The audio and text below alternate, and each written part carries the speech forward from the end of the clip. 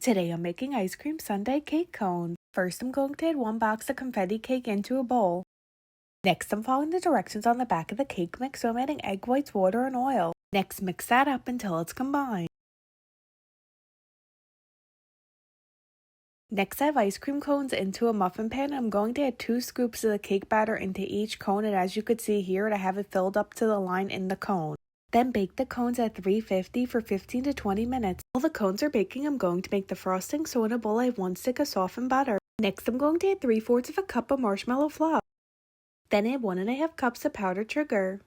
Next mix that up until it's combined. Once the cake cones were cooled, I added them to a tray. Now I'm going to add a scoop of the frosting onto each one. Next I heated up some hot fudge slightly and I added it to a piping bag, and now I'm going to pipe it onto each cake cone. Then I'm going to sprinkle some rainbow sprinkles on each cake cone. Lastly, I'm going to add a cherry on top. Here's an up close look at the ice cream sundae cake cones.